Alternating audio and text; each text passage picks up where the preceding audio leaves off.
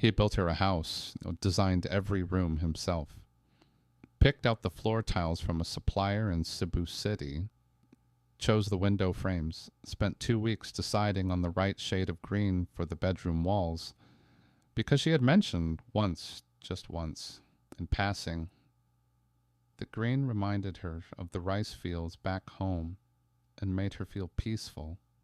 He planted banana trees along the back fence and imagined sitting beneath them in 15 years, watching grandchildren play, while his wife carried out cold mango juice and smiled at the life they had built together. And then one quiet afternoon, standing in the garden he had planted with his own hands, he overheard his wife and her mother talking on the covered porch just above him. They were discussing how much longer they needed to keep him comfortable before they could push him toward a divorce and take everything he had left. Her mother said something that still echoes in his mind today. She said, "Maybe he will get sick soon. He is not young. These old foreigners, the stress takes them fast. Maybe a heart attack, maybe an accident on the road. These things happen. It would be so much simpler." They laughed. Not uncomfortable laughter. Not the nervous kind that suggests a person knows they've gone too far. The easy, genuine laughter of two people sharing a private joke about someone who did not matter. This is the story of David Calloway, a 59-year-old Australian who came to the Philippines 11 years ago believing he had finally found the answer to a question he'd been asking his entire adult life. A man who spent over $130,000 on a woman he believed was his partner, his wife, his future, his reason for getting out of bed in the morning. A man who discovered that everything he had carefully built was never real. That the woman he loved had maintained a boyfriend the entire time they were together. That she had a child he never knew existed. And that her entire family had seen him from the very beginning as nothing more than a resource to be drained until there was nothing left to take. David is not broken. He is not dramatically shattered in the way that makes for compelling television. He is simply tired in the way a person gets when they have been carrying something very heavy for a very long time and are finally, at last, setting it down. He is leaving the Philippines in 5 hours. He is leaving behind a house worth 4.5 million pesos, roughly $80,000, that he cannot recover because Philippine law does not care about the promises husbands and wives make to each other when the land title says only one name.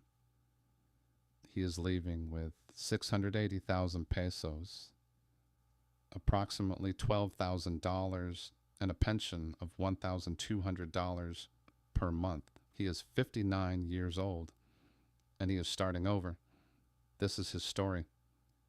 He asked me to share it because he wishes someone had shared theirs before he made the choices he made.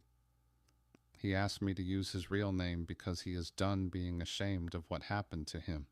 My name is David James Calloway. I am 59 years old. And before you judge how far I fell, you need to understand where I was standing when I started to fall. I spent 23 years as the telecommunications network engineer for a mid-tier telco company based in Brisbane, Queensland. 23 years of solving problems that needed solving. Of being the man you called when the system went down at 2 a.m. on a public holiday and half the eastern seaboard had lost connectivity. Of understanding, at a molecular level, how networks were built, how data moved from one place to another, how signals found their path through invisible infrastructure, and how to identify exactly where things had broken. I was good at it. I was very good at it. And for a long time, being good at it was enough. The industry started changing around 2008. The company went through what they called a strategic restructuring. That phrase, I would learn, was corporate language for, we are going to remove the people who cost the most and replace them with people who cost less and know slightly less but are 10 years younger and won't notice. I survived 2 rounds of redundancies. I was let go in the third at 47 years old with a redundancy payout that felt generous until I tried to find equivalent work in a market that had quietly decided I was obsolete. I spent 14 months looking for work. I found contract jobs, short engagements, the kind of work that kept the mortgage paid, but offered no security and no sense of forward motion. I watched the industry evolve around me in directions that my training hadn't prepared me for. I went back to school, part-time, online, trying to stay relevant, trying to update myself the way you update software. But you cannot patch a human being the way you patch a system.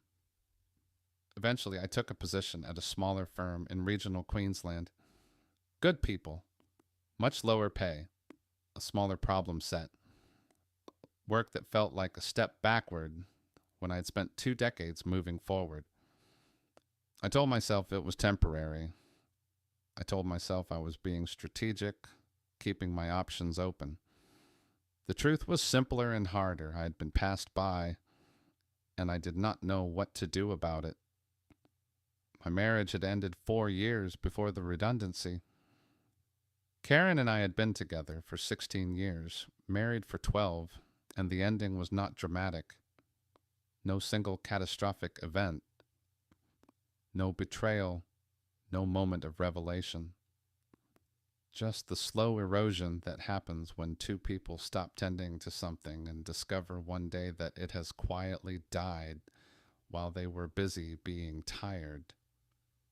We divorced without hostility, split the assets fairly, sold the house in Kenmore, and went our separate ways. She has since remarried. I hear through mutual friends that she is happy. We had no children. This was the decision of circumstance rather than design. We had kept saying not yet until suddenly it was too late, and the question answered itself. I do not allow myself to dwell on this. It is an exercise in suffering for something that cannot be changed. After Karen, I dated, occasionally without great hope or enthusiasm. Women I met through work, through friends, through the early apps that were starting to redefine how people found each other. Nice women. Women who deserved more than I was capable of giving them at the time. I have come to understand a man built for easy intimacy. I can analyze a failing network and tell you exactly which node has dropped and why. I can read technical documentation and translate it into plain language and find the solution buried 3 layers deep in the architecture. But I cannot easily make a person feel known. I tried. The trying felt effortful in a way that connection, I imagine, is not supposed to feel. By 47, I had come to a quiet acceptance that I was probably meant to be alone. I was not miserable about it. I was resigned. There is a difference. The redundancy payout, combined with my superannuation, accessed early with penalties that made me wince, came to approximately 195,000 Australian dollars. At the exchange rates of the time, roughly 175,000 US dollars. I had a small defined benefit pension that would kick in at 55, providing around 1,200 US dollars monthly. Not enough to live on in Australia, enough to build around somewhere else. I have been reading the forums, expat boards, early retirement communities, and the threads where men like me, men past 50 with savings that wouldn't last in the country they came from, discussed the mathematics of living differently. The Philippines came up constantly. Low cost of living, English is an official language, so no language barrier. Warm weather, friendly people. A culture that respected older men, or so the forum said. A place where your Australian dollar went 4 times as far as it did at home. I told myself it was rational. And it was rational. The math was sound. The logic was defensible. But the deeper truth, the truth I could only see clearly after everything that happened, was this. I was running from a career that had discarded me, running from a country where I had failed to build the life I thought I was building, running from the version of myself who had done everything right and ended up sitting in a rental flat in Indooroopilly at 47 years old with no family, no forward momentum, and the growing suspicion that he had somehow missed the point of his own existence. I landed in Manila in August of 2013 with 2 suitcases, a laptop full of spreadsheets, and the absolute conviction that my real life was finally about to begin. I was methodical about choosing where to settle. Network engineers understand systems. A city is a system. I would analyze it properly. I spent the first 8 months moving through the Philippines like a researcher conducting field work. Metro Manila first, overwhelming, magnificent, and ultimately impractical for the kind of quiet life I was trying to build. The traffic alone felt like a punishment. Davao was interesting, safer than its reputation suggested, but isolated in ways that made me uneasy. Boracay was beautiful and completely unsuitable for anyone intending to live rather than vacation.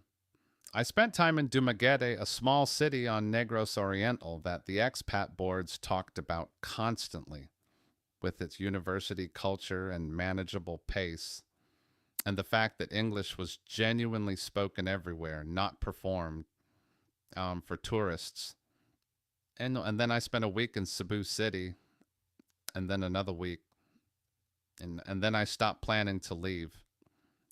Cebu made sense to me in the way that some places make sense immediately, at a level below conscious reasoning, big enough to have proper hospitals and reliable internet and a range of restaurants and the social infrastructure of a real city, small enough that it did not swallow you, close to islands of startling beauty if you needed to escape the urban density.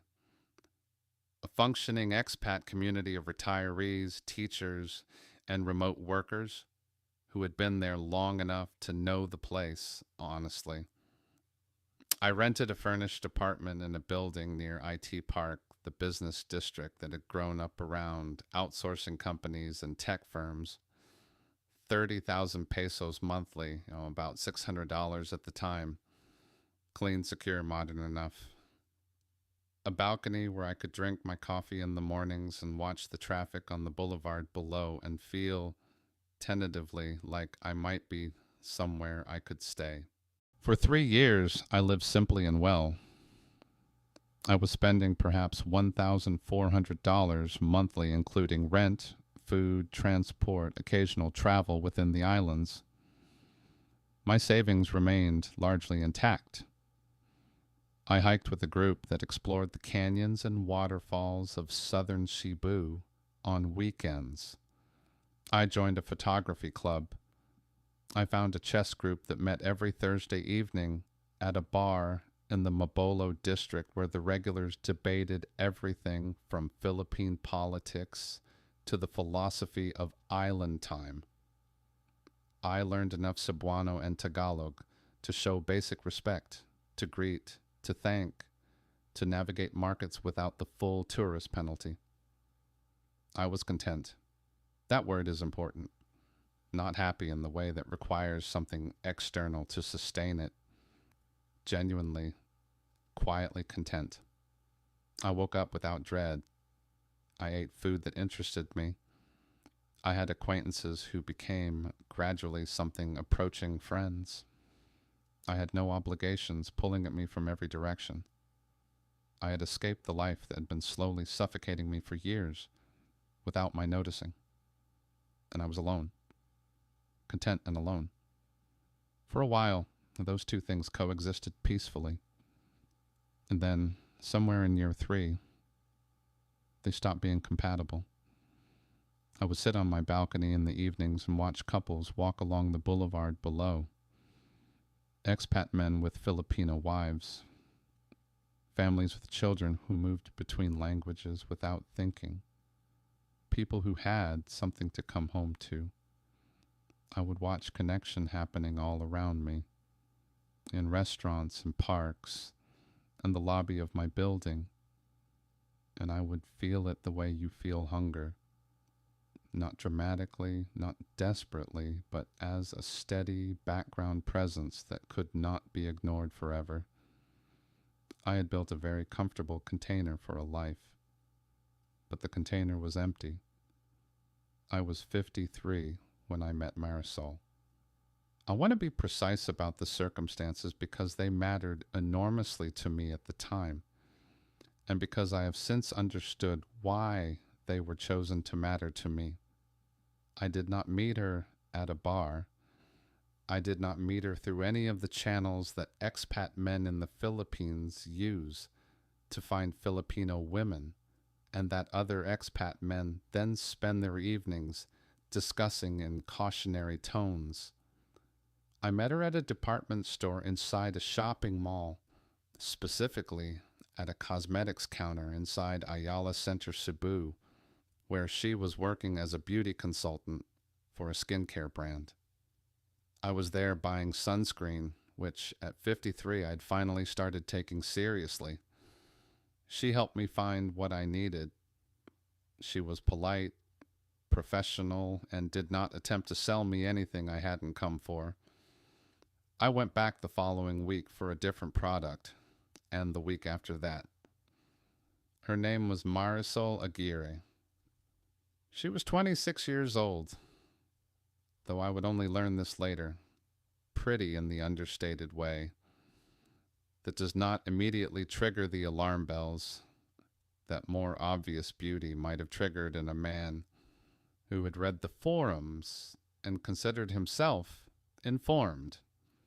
She had an easy, genuine laugh that surfaced frequently and seemed unperformed. She was patient in the way of someone who is genuinely patient, not someone who has learned to perform patience for professional purposes.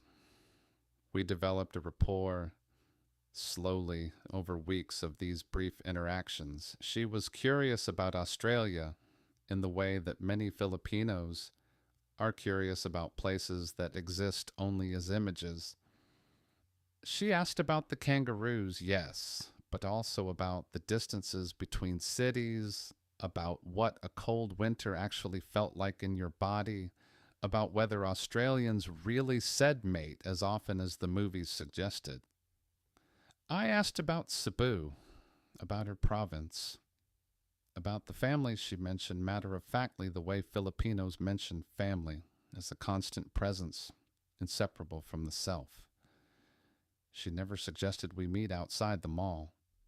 She never asked for my number. She never mentioned money or hinted at needs or did any of the things that the forums had told me to watch for. And this was the thing I returned to over and over when other expats raised an eyebrow. She never asked for anything. Therefore, she was different. Therefore, what was developing between us was real. I was right about one thing. What was developing between us was real. The warmth I felt was real. The way my mornings had a different quality when I knew I would see her that afternoon was real. The fact that she was the only person in Cebu who made me feel genuinely noticed, not as an ATM with a passport, not as a demographic category, but as a specific person with a specific history and specific things to say, was real. I just had the mechanism completely wrong. Over several months, she told me about her life in pieces that I assembled gratefully into a picture I found entirely compelling. Her full name was Marisol Aguirre Reyes. She was from a small municipality in Leyte, one of the provinces in the eastern Visayas region, the area devastated by Typhoon Haiyan in 2013, which had struck just before I arrived in the country. She had been 18 when the typhoon hit. Her family's home had been destroyed. Her father, who had been a fisherman for 30 years, lost his boat, the family's only significant asset in the storm surge. She had come to Cebu afterward because there was nothing to come back to in Leyte. She worked factory jobs first, then retail, then through persistence and the kind of upward mobility that comes from being capable and presenting well, she had arrived at the cosmetics counter in Ayala. She was proud of this, and the pride was specific. And earned, she named the steps she had climbed, acknowledged the people who had helped her, described the setbacks with the clear-eyed practicality of someone who has decided that bitterness is an indulgence she cannot afford. Her mother still lived in Leyte, in a home rebuilt with government assistance that was smaller and less sturdy than what had stood there before. Marisol sent money home every month, 3,000 pesos, sometimes 5, whatever she could manage after her own rent and food, and the small amount she was trying to save. Her younger sister, 22, was in Cebu as well, working in a call center in IT Park, coincidentally just a few blocks from my apartment. She had had one serious relationship, she told me. A man from her province who had come to Cebu ahead of her and promised she could follow. By the time she arrived, there was another woman. He had simply moved on, without the inconvenience of explaining himself. She spoke of this with a directness that I found admirable rather than suspicious. She was not performing Heartbreak for my benefit. She was offering it as information. This is why I am cautious. This is why I will need time. This is why, if I eventually trust you, that trust will mean something. I believed every word. I can see now, I can see clearly in the way you only see clearly from the other side of something, how precisely calibrated it all was. The devastated province, the lost family home, the typhoon, which was entirely real and required no invention, only deployment at the right moment, the father's lost livelihood, the climb from nothing to the cosmetics counter, step by careful step, the previous boyfriend who had hurt her without the courtesy of an explanation, seeding the idea that her eventual trust in me would be rare and meaningful and chosen rather than automatic. I was being studied. I understand that now. I was being analyzed with a patience and precision that, had I applied it to a software system, I would have recognized immediately as a methodical vulnerability assessment. She found my loneliness. She found my need to be useful, to be someone's solution to a problem, to earn connection through competence and provision the way I had always tried to earn things. She found the specific texture of the void I was trying to fill, and she shaped herself with considerable skill into exactly the thing that would fill it. We dated for 7 months before she moved in with me. I told myself this was caution. 7 months was enough time to know. 7 months was not the reckless rush of the horror stories I had read. During those 7 months, she never asked for money, not once. Not for herself, not for her family, not for emergencies, not for anything. When I offered to help with her mother's medical costs, her mother had a recurring chest condition that required periodic treatment, she refused. She said she could not accept that kind of help. She said it would make her feel like a charity case. She said if what we had was going to be real, it had to be between equals. She was, briefly, genuinely upset with me for suggesting it. Upset in a way that made me feel I had insulted her by implying she could not handle her own family's needs. I was so moved by that reaction. I had found the exception. The woman who wanted me, not my pension, not my savings, not my nationality, not the visa pathway that came with marrying an Australian citizen. Me.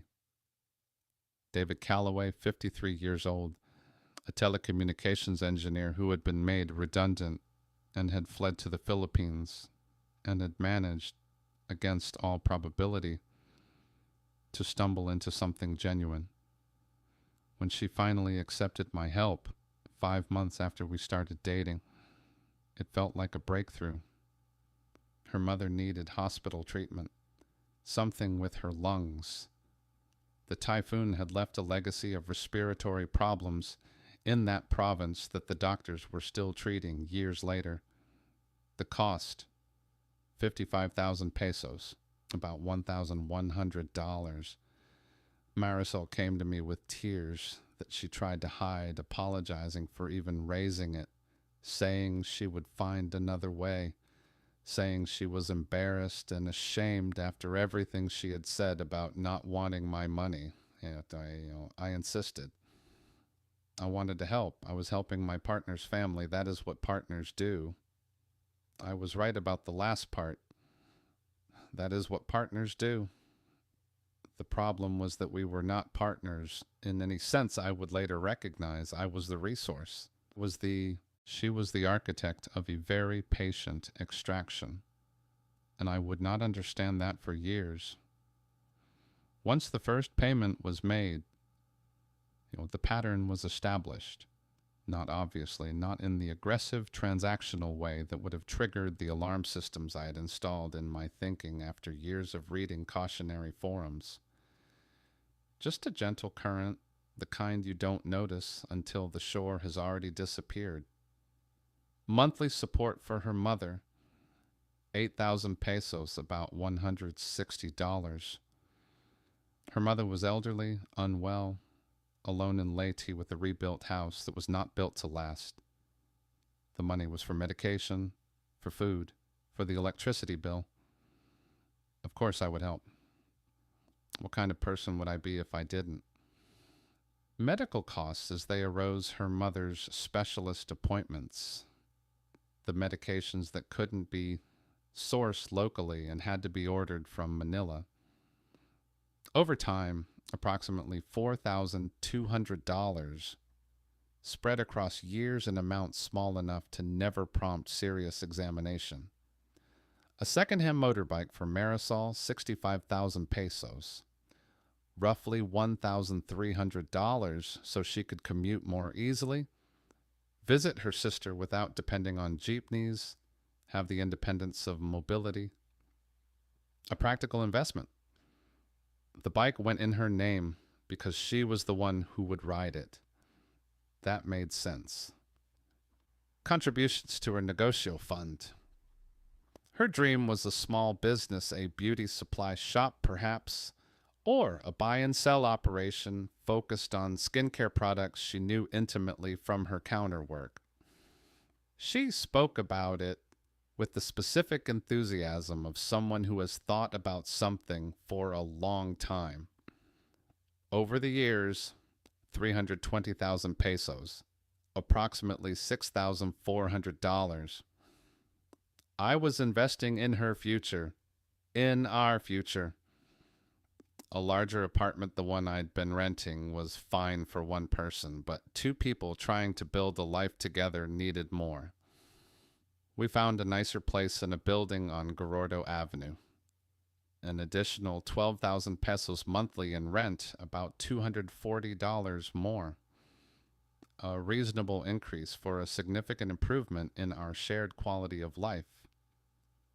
daily living expenses, restaurants, travel within the Philippines, the trips to Leyte where I paid for everything because I was the one with resources, and that was simply how it worked. I tracked it all. I am an engineer. I have always found comfort in data, in the clarity that numbers provide. I had spreadsheets, categories, running totals, monthly summaries, annual projections. I knew precisely where every peso was going at any given moment, but I told myself these were relationship expenses, not payments. Anyway, I was building a life with someone, and building things costs money. I compared it to what a relationship would cost in Australia: the shared housing, the dinners, the travel, supporting a partner through difficult periods. It did not seem unreasonable when I framed it that way. What I refused to see, what I would not allow myself to see, was that a genuine partnership involves two people contributing. Marisol contributed her presence, her warmth, her attention, her body beside mine in the mornings, her laugh across the dinner table, her ability to make me feel for the first time in many years like I was worth knowing. But not money.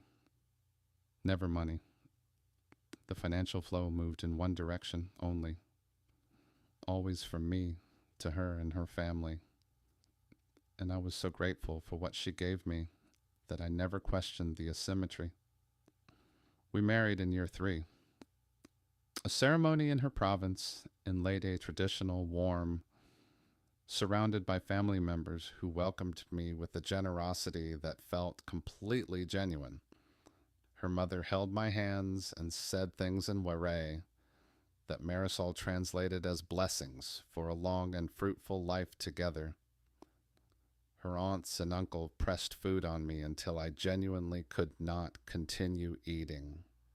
Her cousins sang at the reception in the way that Filipinos sing beautifully without warning, as a natural expression of joy rather than performance.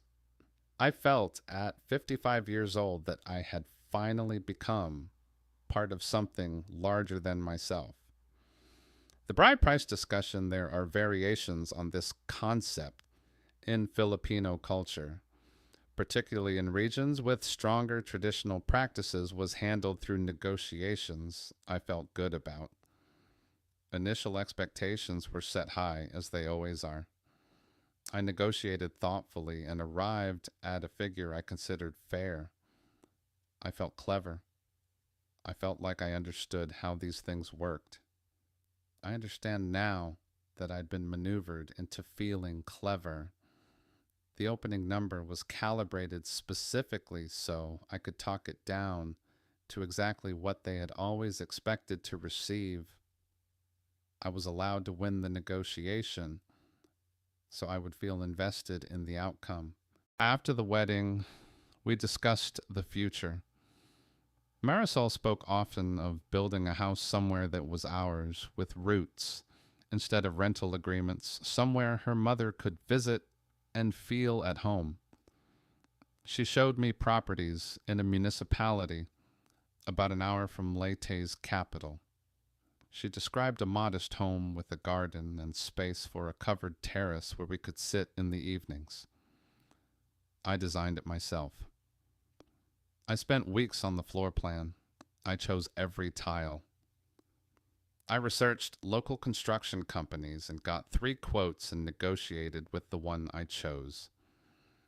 I specified where the window should face to catch the breeze off the sea.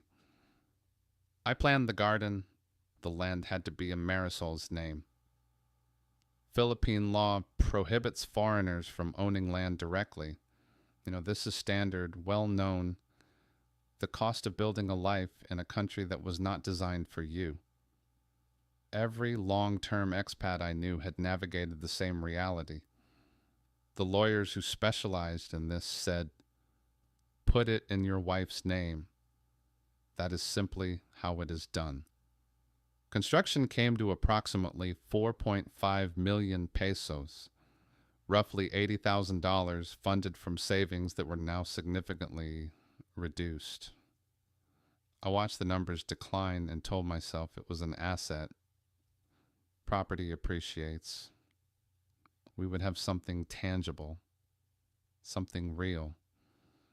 The house was beautiful when it was finished, better than I had imagined when I was drawing the plans at the kitchen table in our Cebu apartment. The banana trees I planted were growing. The covered terrace caught exactly the breeze I had calculated. I imagined the evenings we would spend there as we got older. The rhythm of a life lived in the same place. The particular peace of having arrived somewhere.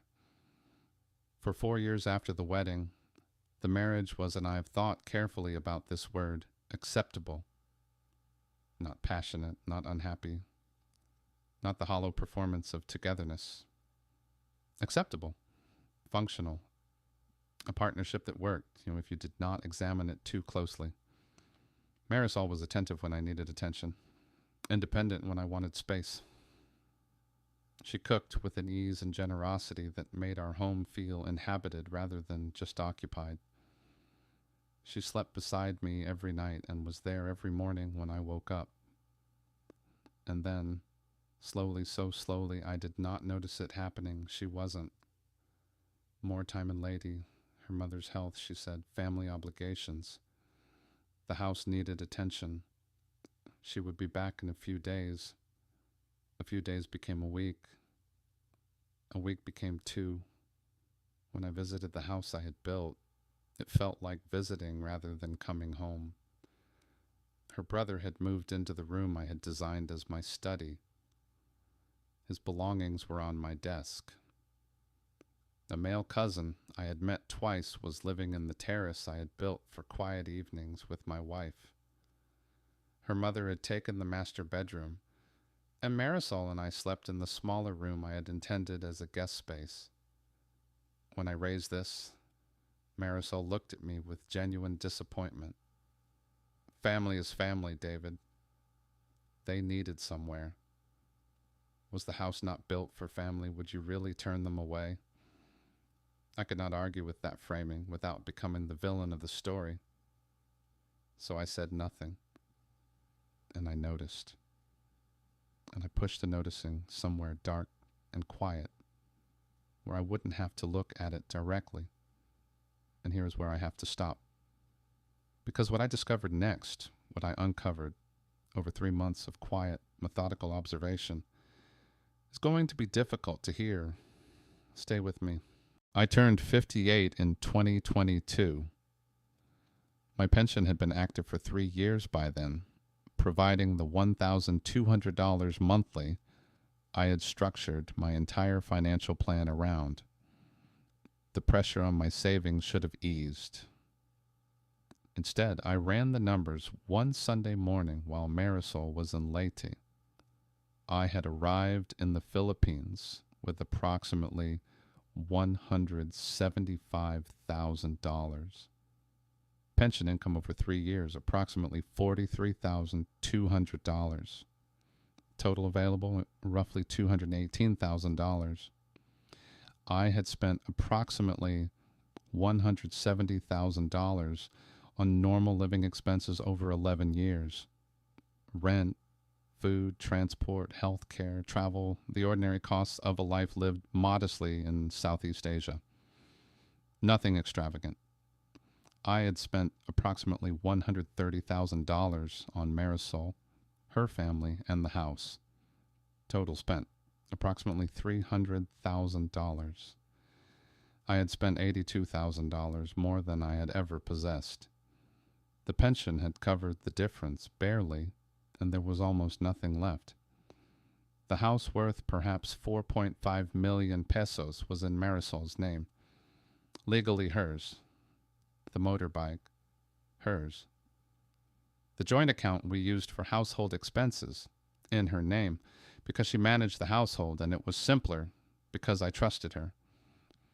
On paper, I owned nothing in the Philippines. Every asset was hers. I told myself it didn't matter because we were married. What is hers is mine. That is what vows mean. That is not what Philippine law means. Under Philippine law, property is registered in whoever's name appears on the title. A foreign spouse has significantly limited rights to his Filipino wife's assets in divorce proceedings. The courts favor national citizens in land and property disputes involving foreigners. I have built my entire future on a foundation I did not own. I could have confronted her. I almost did 3 times. But I am an engineer. I gather data first. I test hypotheses before I act on them, so I started watching. Her phone. She had always kept it private, which I had accepted as reasonable, but I began noticing the timing calls taken in the other room, always in the late evening, always ending abruptly when I entered or called her name, followed by explanations that were slightly too detailed, slightly too prepared. Money. The household account needed constant replenishing despite our lifestyle not changing. When I asked, she had explanations ready. Prices up. A repair needed. Her mother's medication had changed. Each explanation was plausible, impossible to challenge without sounding paranoid. A man in Leyte. She called him her cousin, a man named Rodrigo, tall, around her age, present every time I visited the house, always helping with something, always eating at the table as though he belonged there. I watched how they spoke to each other when they thought I wasn't paying attention. The ease, and the familiarity, the small unconscious physical proximity of 2 people who have known each other for a very long time. I watched how her family looked at me when Rodrigo was there. I noticed that they sometimes forgot I understood more of the language than I was supposed to. That when I sat quietly in another room, conversations continued that would not have continued if they had remembered I was there. Over 3 months of systematic observation, the picture assembled itself with the terrible clarity of a network diagram that finally shows you where the failure is. Rodrigo was not her cousin. He had been her boyfriend for years before she met me. The ex who had supposedly hurt her and made her cautious, he had never left. He had simply moved to the background while she cultivated a more secure financial arrangement with a lonely Australian at a cosmetics counter. He had fathered a child with her, a daughter, 6 years old, a child I had never been told existed, being raised by Marisol's aunt in a barangay I had never visited, hidden from me for the entire duration of our relationship. The negocio fund, the 320,000 pesos I had contributed toward her dream business, had never been used for a business. It had been distributed among family members, sent to Rodrigo, spent on things that bore no relationship to any future shop. The house I had designed and built and paid for was being discussed in conversations I was not meant to hear as the future home of Rodrigo and Marisol. They had a plan. They were waiting for the right moment, waiting for me to be dealt with, whatever that meant. And then I heard the conversation that ended my capacity for denial. I was in the garden I had planted, partly hidden by the banana trees. Marisol and her mother were on the covered terrace above me, speaking in the regional dialect they assumed I could not follow. They were discussing timing, how much longer they needed to maintain the arrangement, whether it would be cleaner to push me toward a divorce or simply wait. Her mother said maybe he will get sick. He is not young anymore. These old foreigners, the stress takes them fast. Maybe a heart attack. Maybe an accident on the road. These things happen. It would be so much simpler. And they laughed. Not nervous laughter. The easy, genuine laughter of 2 people sharing a private joke about someone who did not matter I stood among the banana trees I had planted behind the house I had built with money I no longer had, and I listened to my wife and her mother laugh about the convenience of my death. I spent a week processing this. I did not sleep well. I lay in the smaller bedroom of my own house, staring at the ceiling I had chosen, and I went through my options with the same systematic care I had applied to every major decision. Option 1. Confront and fight. Demand explanations, pursue divorce on my terms. Hire lawyers, expose the deception, battle for the assets I had poured into the marriage. But the house was in her name. Philippine courts consistently favor Filipino nationals in property disputes with foreign spouses. Any legal battle would cost money I no longer had, would drag on for months or years, and would almost certainly end with me bankrupt and defeated with nothing to show for the fight except bills and the particular bitterness of someone who lost fairly. Option 2. Expose and shame. Tell everyone.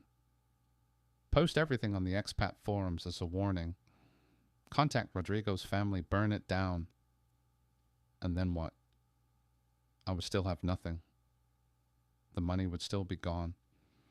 The years would still be lost. I would have the temporary satisfaction of making her life difficult. That is not justice. That is revenge. And revenge doesn't pay rent. Option 3. Walk away. Accept the loss as the cost of the education. Preserve what little remained and start over somewhere else. I am an engineer. I understand sunk costs. I know when a project has failed past the point of recovery and that continuing to invest in it only produces more losses. I know when to terminate and redirect. I chose option 3, not because it felt good, not because it was satisfying, because it was the only rational choice available. I did not announce my departure. I quietly stopped transferring money to the shared household account when Marisol noticed within 4 days, faster than the account balance should have allowed. I told her there was an administrative delay with the Australian pension system. A processing error. These things take time. She accepted this because she had no way to verify Australian Pension Administration and no reason to doubt me. I moved small amounts from my remaining accessible funds to a new account in my name only, at a different bank, on a different part of the island. A few thousand pesos at a time. Nothing large enough to prompt questions. Building a reserve she didn't know about. I gathered my important documents, passport, birth certificate, irreplaceable photographs from before the Philippines, and kept them in a bag at the Cebu apartment. Never at the house in Leyte, where someone might find them and wonder. I researched what came next. Portugal had a retirement visa program. Income requirement approximately 1,400 euros monthly. Close enough to my pension. Cost of living higher than the Philippines, but manageable. Somewhere with no memories of what I had lost. Somewhere I could try to begin. I booked a one-way flight to Lisbon, purchased on a card she didn't know about. The morning I left the Philippines, Marisol was in Leyte. I had told her I was visiting a friend in Manila for a few days. She didn't ask for details. She didn't ask when I'd be back. She didn't ask who the friend was. She didn't care where I was as long as the financial arrangement continued.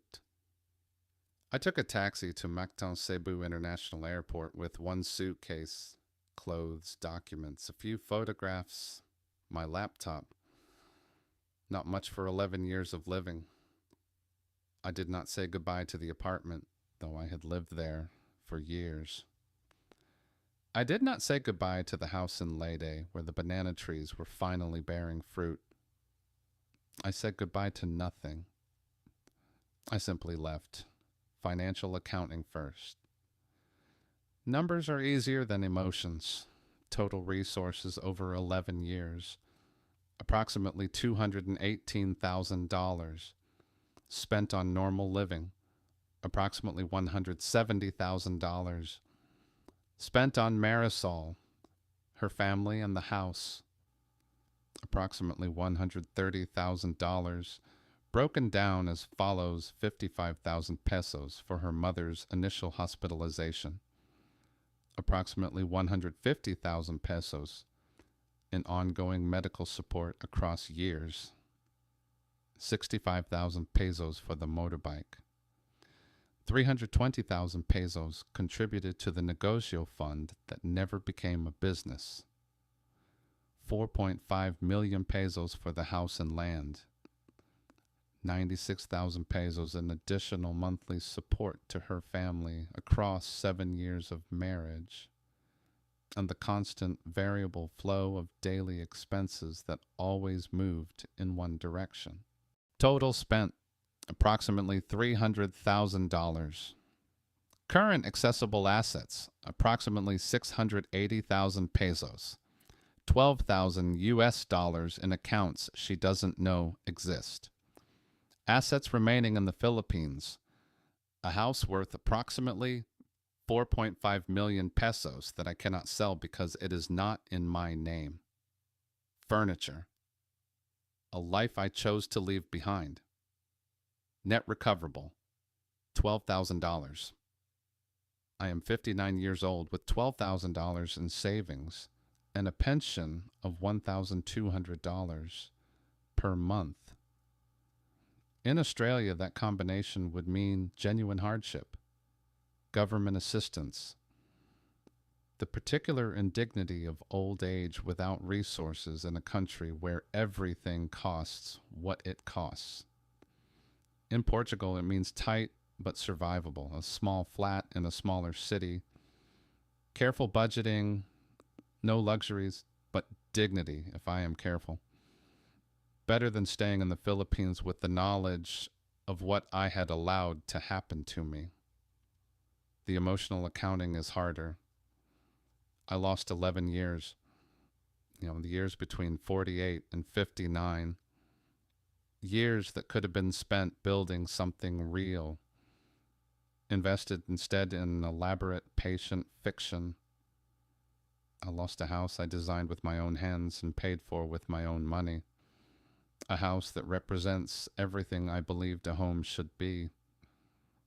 Occupied now by people who were laughing about my death. I lost the belief that I could read a situation, that careful analysis and systematic thinking could protect me from being deceived. And that confidence is gone. I no longer fully trust my own judgment. I'm not sure I ever will again. I gained things too. Harder to name, easier to dismiss. I learned enough Cebuano and Tagalog to understand the conversation that ended my capacity for denial. Without those languages, I might still be there, funding the fiction, waiting for the heart attack they hoped would simplify the inheritance. I saw remarkable things. Bohol, Palawan, Siargao in the early morning before the surfers arrived, the terraced rice fields of Batad, which made me understand for the first time what it meant for a landscape to be ancient. The Philippines gave me experiences I will carry until I die, separate entirely from the pain of how things ended.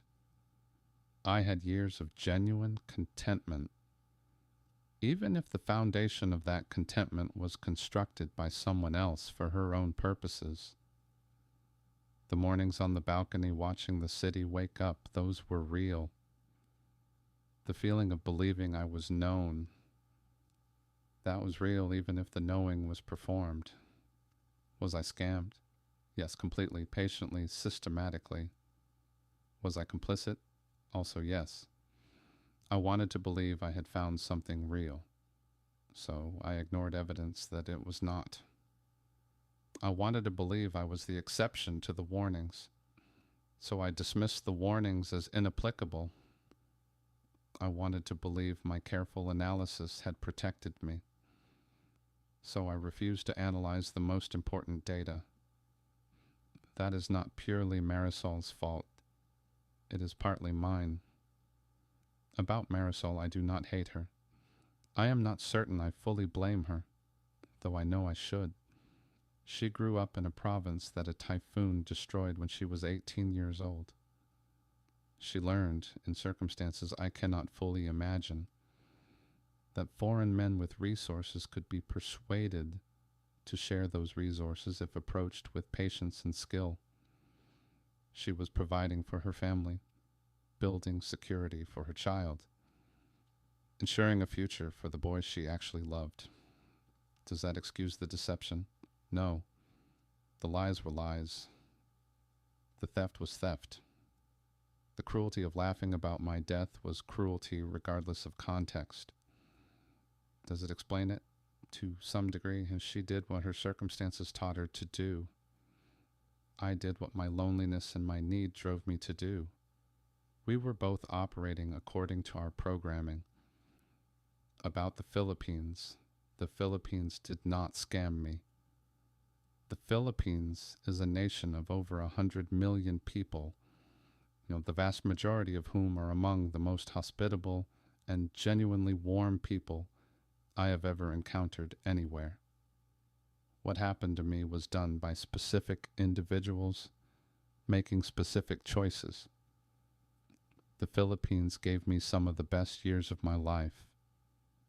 I do not regret going. I regret not seeing what was directly in front of me. I am sitting in the Cebu apartment for the last time. My remaining boxes are stacked against the walls. Through the window I can see the last of the afternoon light on the rooftops below. My flight to Lisbon leaves in 5 hours. If you are watching this and you are thinking about coming to the Philippines, come. Come see the islands. Come eat the food, which will genuinely ruin you for lesser cuisines. Come experience the warmth of Filipino hospitality, which is real and extraordinary and not performed for tourists. Come and stay and build a life if that is what calls you. It called me for good reasons, and those reasons were not wrong. But if you are coming to fill a void, and you will know if you are honest with yourself, understand this. The void is visible. People who know how to look will see it. And the void is what makes you vulnerable. Not your nationality, not your age, not insufficient research or inadequate caution. The void, the hollow space at the center of a life that you are desperate to have someone fill. If you are already there, already in a relationship that seems too good to scrutinize closely, already building a house in her name because that is simply how the law works, already funding a family you've been welcomed into with extraordinary warmth, already wondering, in the quiet moments when you are honest with yourself, whether the small doubts you feel might mean something. They mean something. Trust them. Run the numbers on where your money actually goes. Not the general shape of it. Not the categories you tell yourself, the actual numbers, line by line. Ask the hard questions even when the answers might hurt. Talk to other expats who have been there longer than you have, and listen when they express concern, rather than dismissing them as cynical or unable to understand what you have specifically found. Because the alternative is being me, 59 years old, $12,000 to my name, starting over in a country I have never seen, where I don't speak the language, where I know no one. I pick up my suitcase. It is lighter than I expected, given that it contains everything I am taking from 11 years of life. I take one last look at the city through the window, the city that gave me a second life, and then quietly allowed it to be taken from me while I was busy being grateful. Goodbye, Philippines. You were never the problem. I was the problem. My loneliness was the problem. My need was the problem. And I am taking myself and my need and my loneliness to Lisbon to figure out at 59, which is not too late, which is never too late, how to be whole without requiring someone else to fill the emptiness. How to live with myself in a way that does not make me a target for anyone who can see that emptiness and knows, with the patience of someone who has done it before, exactly how to use it. I open the door. I step through it into the hallway I've walked 1,000 times. I close it behind me. The lock clicks with a finality that feels appropriate. David Calloway arrived in Lisbon 11 days after recording his story. He is currently renting a room in a shared house in the Moraria neighborhood, while he looks for a small apartment within his budget. Marisol discovered he was gone 5 days after his departure, when the money she expected did not arrive and his phone went to voicemail. Her messages have progressed from confusion to anger to something that reads, in the screenshots David shared with me, like desperation. He has not responded to any of them. He does not intend to. The house in Leyte, the house David Calloway designed, paid for, and planted a garden around, remains in Marisol's name. It is legally hers. It will always be legally hers. Whatever happens to it now is no longer his concern. If this story stayed with you, if it made you think or feel something for a man who made mistakes and is paying for them honestly, please consider subscribing.